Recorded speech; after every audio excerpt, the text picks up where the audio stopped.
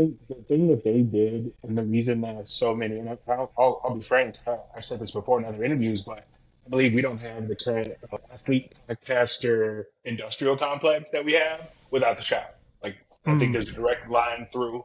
And the reason is, it was the first time we saw someone at that caliber be honest. And it's the first time I heard LeBron James curse, right? It was the first time I've seen, some of these athletes at this level. The first episode is LeBron James and Candace Parker, probably the two best basketball players of my generation. I'm the same age as them. So like that's it. Those two having a casual conversation, but it wasn't about basketball.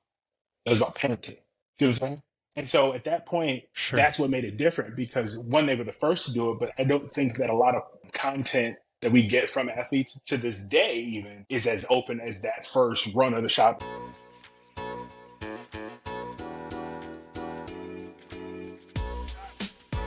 He is the author of the book based on the critically acclaimed television series The Shop, which will be available at your local bookstore. And by the time you listen to this podcast, we have the pleasure in welcoming Ernest Wilkins onto Hoopsology. Welcome, Ernest. What's up? How are you doing? Thanks for having me. I'm excited. Doing pretty solid. Thanks for joining the podcast. Really appreciate it. Before we jump into the book, we have a bit of tradition on our show. Okay. Our podcast delves into basketball culture. We talk about the headlines, sure, but we want to delve into what makes basketball so special. So for all of our guests, we ask the same question. Take it any way you want it. What is your first or favorite basketball memory? I actually know the answer to this question. So my first basketball memory is the 1989 All-Star Game, NBA All-Star Game. I was four. And I grew up. I'm originally from Southside Chicago, so as you can imagine, kind of leaning a certain way with my fan base. My love for a certain specific player, a team, a dynasty, some might say. But yeah, the 1989 All Star Game.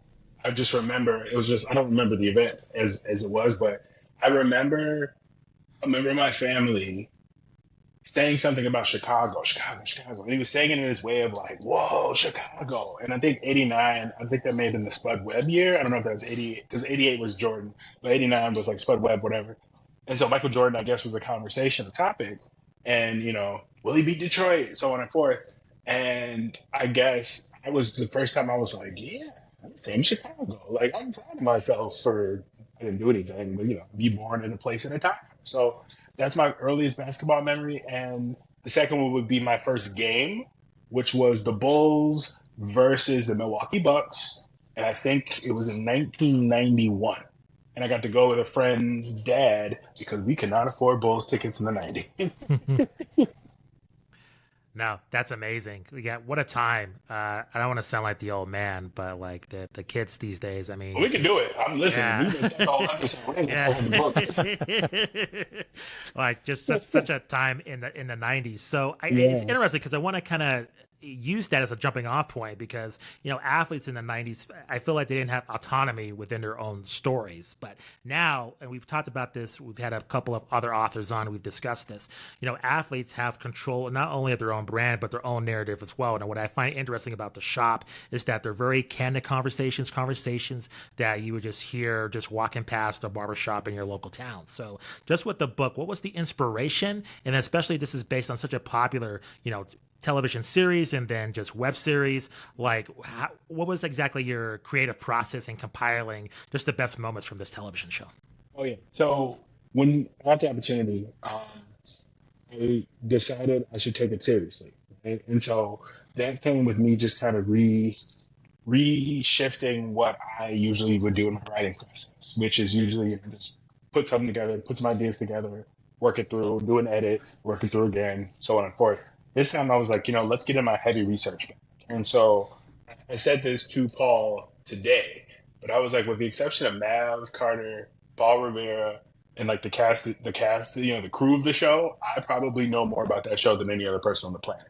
And that is because of a dedicated effort to really do my research. Because I think it's very hard to encapsulate quotes, right? You can get a quote from somebody, but without context surrounding the quote, it isn't going to make any sense. There isn't going to be any value there, right? So I mean, we see this a lot of times in sports, or post game interviews, right? You can get the quote, but if it doesn't have the context of why the player may have been frustrated or what the coach had to say about that refereeing that night, it's pointless. And so the goal of it was to really, really, really provide the context of why the show came to be in the first place. And then, that will then set up the quotes in proper context, right? So for me, that looked like watching every single episode of the show 4 times, no exaggeration.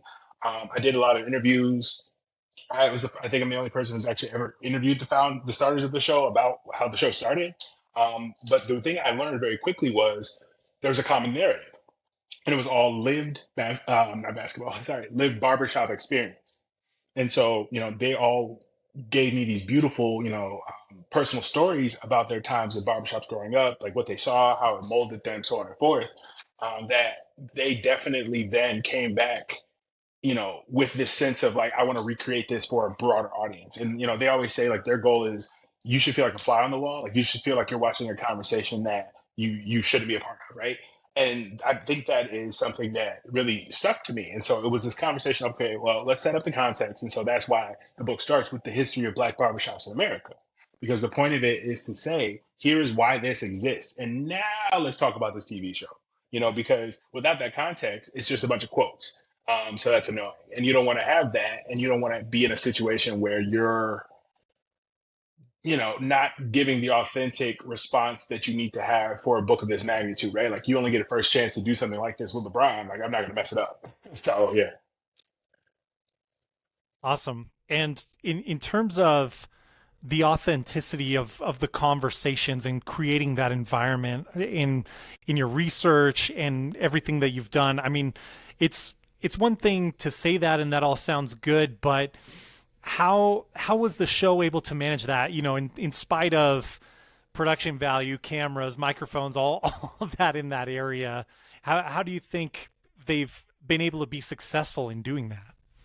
I think the thing that they did, and the reason that so many, and I'll be frank, I've said this before in other interviews, but I believe we don't have the current athlete podcaster industrial complex that we have without the shop. Like, I think Mm. there's a direct line through. And the reason is, it was the first time we saw someone at that caliber be honest. And it's the first time I heard LeBron James curse, right? It was the first time I've seen, some of these athletes at this level. The first episode is LeBron James and Candace Parker, probably the two best basketball players of my generation. I'm the same age as them. So like that's it. Those two having a casual conversation, but it wasn't about basketball. It was about parenting. See what I'm saying? And so at that point, Sure. that's what made it different because one, they were the first to do it, but I don't think that a lot of content that we get from athletes to this day even is as open as that first run of the shop. And even now until to current airings, I think they just do it differently. And the reason that I think that it works, and this is something I learned, and I'll let you all know this, but they don't start their recording. And by that I mean they don't say action and then start talking. What they do is they do a rolling start. And if you know what that is in the business, that's literally we just start. And we're going to capture all this footage as we go. And the reason that that works is because they are legitimately having a conversation. And that is the key piece of it. I think, you see a perfect example of Tom Brady and Draymond Green were in the same episode, right? And the reason the shop works is because you saw what was going to come. You saw media personality Tom Brady, you saw media personality Draymond Green. What was fascinating was you saw the different ways they approached it in that minute. If you go back and watch that episode now, Draymond Green is being essentially what I imagine he will become, which is like the successor to Charles Barkley in that role on a show, right? Tom Brady is Tom Brady on Fox right now. He's very astute, he's very prepared, but he's also a little, you can tell he's still getting the hang of it. But the way that they interact with each other is fascinating because it's not going to be one, you're not going to see them in a room unless it's like the ESPYs. And even then, you're not going to hear them having conversations where they disagree on something, right? And I think that's the piece that has helped the show endure, but also be so successful for this long. Like, frankly, it's on 7 seasons now. Like, that's crazy. And so I think that's because of those conversations and the honesty and the, I guess, willingness to air your dirty laundry in public, for lack of a better term. You know what I mean? Like you're willing to be less than perfect on a show.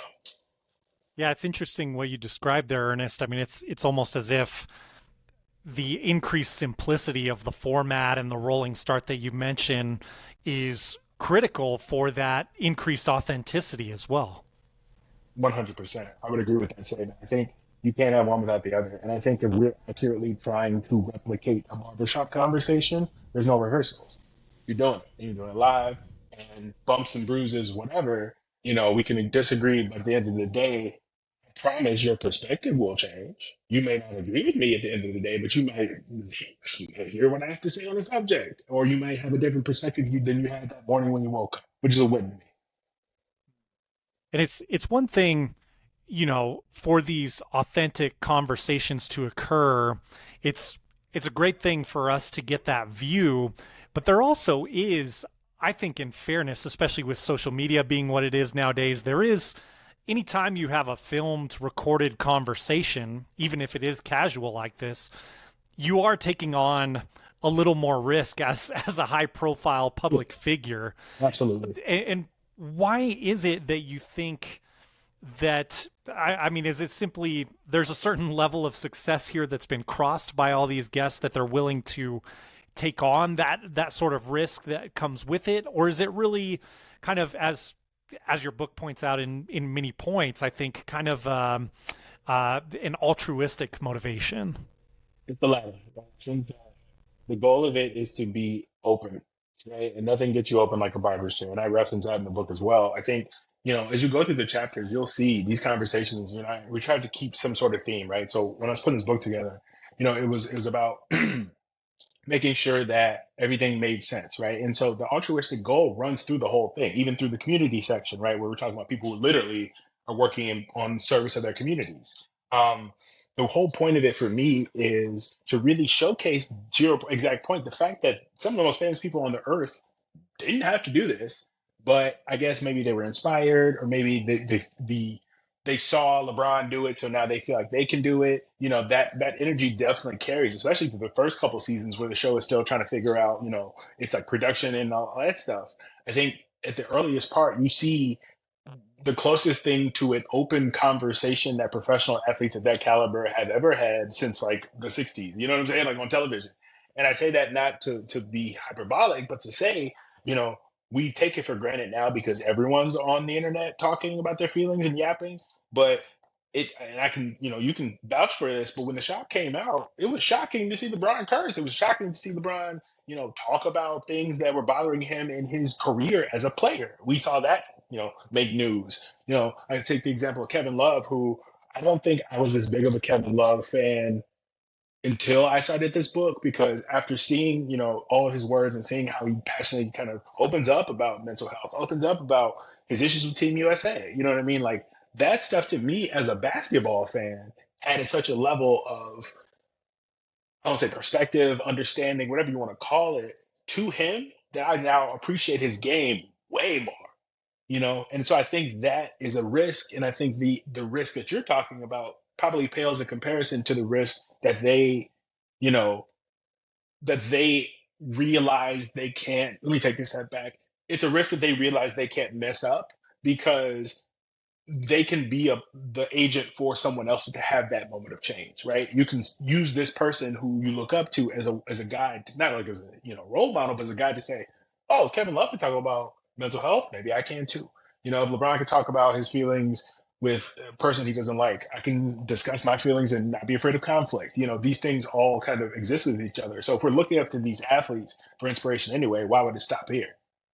A quick timeout from the interview to request a favor. If you love our interviews, please subscribe to our YouTube channel and like this video to hear more interviews from the world of basketball, featuring journalists from SB Nation, ESPN, CBS Sports, and The Athletic. Now, back to the interview. I got a question for you. You mentioned the black barbershops, and I grew up in black barbershops, and we've seen podcasts have different forms. Like I think of Steve-O, he's on like a bus.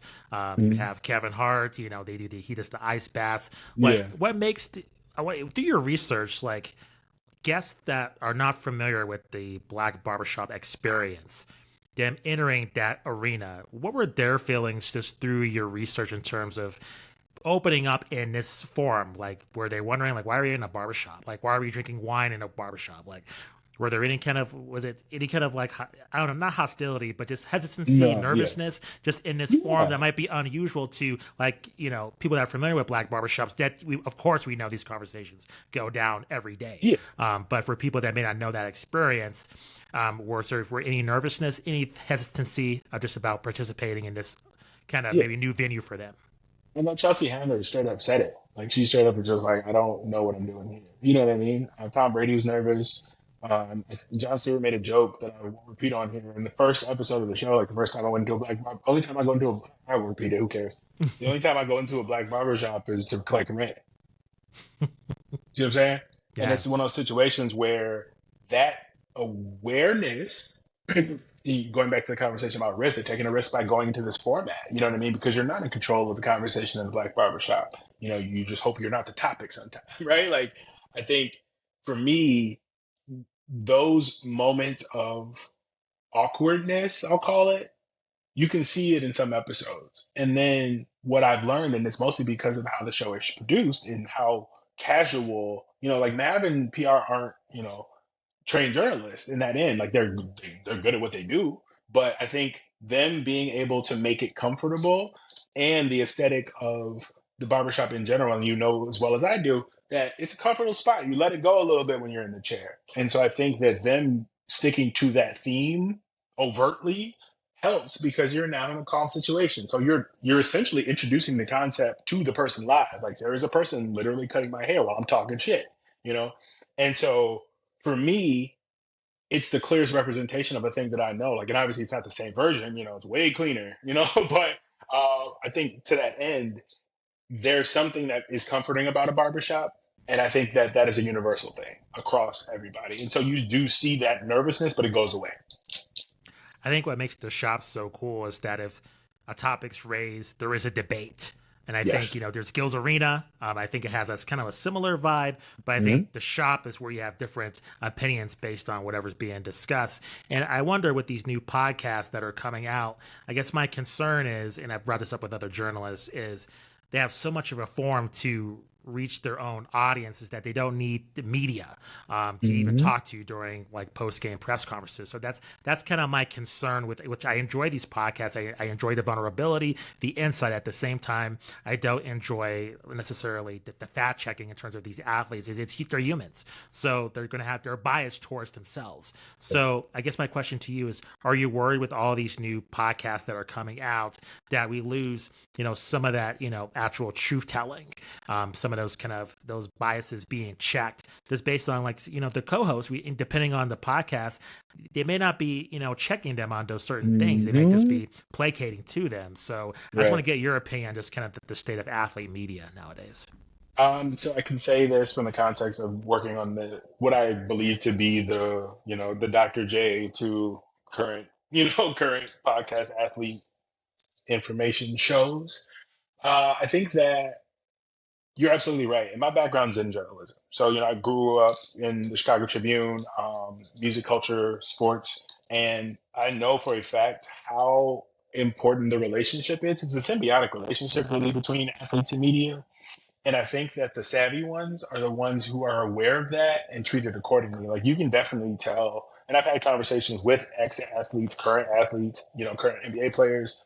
And what I've learned is they think it's a lot easier than it is. And so then they come talk to somebody like me and they realize that they're going to have to practice at that the same way that they practiced at basketball. And you can tell very quickly, I'll name drop some examples, like, point forward with Andre Iguodala and Evan Turner. They did the research, they did their reps, and the show is really good because of it. I'll use, I think Jeff Teague's show right now is really great because you can tell that they put in the work, they invested in it, and they're putting the time into making it great. They're being thoughtful about their guests and their curation. I think that the media will always exist because you can't talk about yourself that much, and I think athletes at a certain point actually have to go out and play the game. And so because of broadcast and because of the things that are shouldered to the game that is played, that stuff will exist. But I think the savvy ones have always known, the media can be your friend if you act right by the media. These are still human beings at the end of the day. And so for every, person who says, oh, the media doesn't know anything, they don't pay attention, I just see a person who's informed with their relationship and how they can actually take ownership of their relationship with the media, right? Like, I think it's very, I won't say lazy, but I do think it's naive as a professional athlete, especially in the pros, to not understand how you look to the media. And I say that with the air quotes of look, but I think those relationships go bad because there isn't an equal playing field. And yes, I can say with absolute certainty that there also are writers and editors and people who are in media publications who are absolute pieces of trash. And they're making it difficult for everybody else. And if you give me a couple beers, I'll tell you some names, and sometimes I've gotten some fights. But I I digress to say that it's the one rotten apple thing, right? And I think for every bad clickbaity media personality that gets paid off of Elon money, so they're just going off with the takes on Twitter. There are people who are working beats. There are people who have been tracking some of these players since they were in AAU and actually have been consistent in their coverage. And I think that as part of the job to deal with criticism, I think athletes get a very outsized version of criticism, especially now the gambling's a thing. But I think that the good ones know that the media is important, and the best ones use that information and use their relationship with media to build, either content or to build a better relationship with media so that they can tell their story at a broader platform. Ernest, just curious your thoughts on, Justin, you bringing up the topic of like player produced content, player produced podcasts, things like that. Ernest, just curious from your vantage point. I mean, it is a topic that has, especially with Draymond Green, with Patrick Beverly, there's been negative connotations around that and concerns about the long-term effects. I just want to know, do you see it legitimately as a concern of pushing regular media out of the way? Do you see it as like something concerning? No, and I'll say that because I think if I was to ask you to name 20 athlete podcasts, I'm sure you could. It might take you a while. And the reason is because it's not a top of mind thing yet. I think that to certain generations, yes, those podcasts are going to be a way for these athletes to showcase themselves. But I also feel like podcasting in particular, I think a lot of these athletes aren't in it for the long haul. And so I think that what is going to end up happening is you will have this moment in a couple of years or so where you'll probably see a lot of these pods start to die off. Maybe not even a couple of years, but we saw it across other industries. It was a hype thing. Same thing happened with newsletters for a little bit. And what I see taking place with athletes is a lot of them, when it comes to marketing and content and stuff, they're not doing anything innovative. They're doing what they see working. When I mean outside ventures, right? And there's no shots to anybody, because the ones who are making it a serious effort, you can tell, and those people I am not talking about. But for everybody else that's doing kind of the cash grab model, or just I'm going to talk to my people model, because they don't get a button or something, I think it's not going to work for them because they already put, like, they're not willing. A lot of the athletes that are in media that are doing shows don't take it as seriously as they take basketball. And I think it's really funny that they wouldn't realize the correlation between the two. And you can only do one elite thing probably at one time. And so I think the ones who get tired of it are going to stop. The ones who love it are going to continue, and their content will be better because of it, right? But I'm not scared, and I don't think anybody in media should be scared unless you're doing a bad job. And then you should probably be scared, right? Because you will get replaced if like the meme accounts, the repost accounts, people who are kind of lazy with it. Like y'all actually, this is original content you're creating. Like, this takes time, it takes effort, it takes planning, it takes editing. And so I think something like this, if somebody's doing it at this level, they're going to stay around because they obviously are putting the work in. But slow money, fine. Slow money's better than no money. But I think it's also just a context thing. Like, nothing is going to happen if you don't make it happen. Well said. I wonder too if this is still, relatively speaking, kind of in its infancy, and I just wonder about oversaturation even on the elite athlete level, and if there will just kind of be a natural sort of market correction that that occurs with that. I think there's a section in the book, what's called Free Game, and the whole section is just quotes that were just fire that I think can apply to people across life. And it's one of them about I can't remember who it was at the top of my head, but it was, I'm not worried about anybody in my lane because they're not going to be here for long, or something like that. And I think oversaturation probably has already happened, but I think that the cream rises to the top. And I don't mean to be, I don't mean to be condescending, but I think that oversaturation only matters to the people who aren't creating enough quality product Mm, to stand out. mm. Well Like, I'm said. sorry for you. Like, UPS is hiring. You know what I'm saying? Like, it'll be all right. But I think the oversaturation, yes, of course, because this got hot, and I think a lot of people believe that they can do it, but they're not willing to do this and make sure the edits are good and make sure the sound quality and the audio looks right. And those people I'm not that interested in. And I think, going back to the book, I think it's important to remember that, this is a coffee table book that we're using to visualize concepts that are bigger than a coffee table book, right? And so the effort is there, and that effort shows and it stands out. Like, that's the reason I'm on the show today, right? Because we put the effort in, and I think as people who apparently put the effort in, this is a quality production. I think you shouldn't be worried about anything, and if anybody's listening, you shouldn't be worried either if you're in it for the right reasons. No, that's an excellent point. And to relate to that, off air, we were talking about like you mentioned you're a pro wrestling fan, and I remember that space. A lot of wrestlers creating their own podcasts. Everybody's Mm-hmm. wondering that's going to stick around for a long time. Has not. A lot of those podcasts have fade away. Mm-hmm. And now you've seen the rise of wrestling media, surprisingly, Yep. within more than just your Dave Meltzers out there. Yep. So I think to your point, I think media is always going to be kind of that staying point to always be there to get that information to the fans. So I totally Yeah. agree with you. Yeah. I Uh, think the themes of the book is positivity, and that, like, it don't get in your own way. Don't put yourself in a position to be uncomfortable, but like, figure out why you're here and then go be the best at it, right? And I think that wrestling media, I think basketball media is the same thing, where you had a lot of people start podcasts, because they thought they would get a ringer deal or something, and it didn't work out, and now, we'll never know what their thoughts were on St. Bonaventure basketball. You know what I'm saying? Like, it doesn't matter. The name of the game is just staying with it and doing it for the love. And, if some money comes, great. But yeah. yeah. No, totally agree. Last question for you. What surprised you about this making this book? What before you began your research and then when the actual book is published, was there anything that shocked you? That's when you were just compiling all this data. Yeah, I was very shocked by how deep some of the quotes were. Like, the free game section in the book literally was a document that I was just putting fire quotes. So what I would do is I've watched every single episode of The Shop, at least.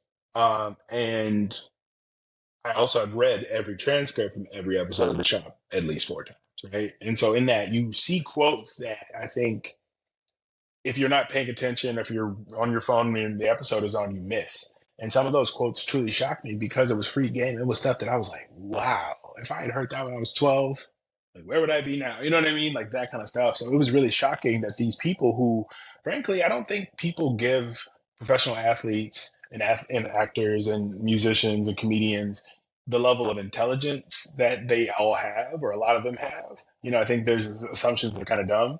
And that couldn't be farther from the truth, because these folks are not only, we split the athlete section itself into 2 parts. And the first part was on court, just like, here's how I operate when I'm on the court or on the field. The other one is off the court. And the stories that we were hearing, from some of these athletes, was just so fascinating. And it was something that I think, as a fan, I changed my perspective of probably coming into things with a little more humility. Like, I might, still curse when a certain player, makes a shot over my team, but it's not at the level it was before, because I think it's a humanization, right? Like, and I think, we could all stand to do better with that. So I think, humanizing athletes, I should say. So that was the hugest shock. And then the other thing for me was just that I didn't realize, like, how early this show was into where we are now, right? Because I'm writing this book in the context of what happened after the show came out, right? And so, with the understanding of where it was supposed to go, and then essentially seeing the future while I'm writing the book, because I know what happens next. It's so crazy because I tried to over communicate that, like, this was the first one, right? This was the first one at this scale of athletes of this caliber open up, having conversations at this level about everything going on, and at the level that you truly were like, wow, I can't believe they're really doing this right now. That is something that we'll take for granted, because we're, even with LeBron, like I think we'll take him for granted until he's gone, and then it's like, oh man, we really, we really had something with that. And so I was shocked to kind of learn how influential the show was to the modern environment in sports media. And you can see the direct tentacles. You can see it. It's like the Bill Walsh coaching tree. You know what I'm saying? Like it's like, okay, I know exactly where this came from. I know exactly where these couches came from, what this setup is. A lot of shows literally just did barbershop shows. You know what I mean? And so that was a shocking thing to me because I think sometimes in content and in creativity in general, we kind of like to celebrate what's here and celebrate the future, but we never necessarily go back and go, how did this come to be in the first place? And so that context really shocked me. So, yeah. Ernest, thank you very much for joining us. Really appreciate it. Can you let our audience know where they can find you on social media, again, where they can find the book, and then any other projects you're working on in the future as well? Absolutely. My name is Ernest Wilkins. Follow me on the internet at Ernest Wilkins, ErnestWilkins, all platforms. I will definitely let you know right now that I have a side project that is a passion project. It's called Game Day Grails. It's the history and culture of vintage sportswear. So check that out. Game Day Grails, all platforms. The book comes out tomorrow, October 15th. Anywhere you can buy books, Amazon. If you like independent bookstores, it is available on Bookshop. Your local bookseller will probably have it. Barnes and Noble, Books a Million, anywhere that you can buy a book. This book will hopefully be available. If not, call me and I'll send you one. But yeah, that's exciting. And so thank you so much for having me. I'm really a big fan of the show now. I'm going to start subscribing and getting into it more because I love talking hoops. So thank you all for having me. Must appreciate it. Thank you very much.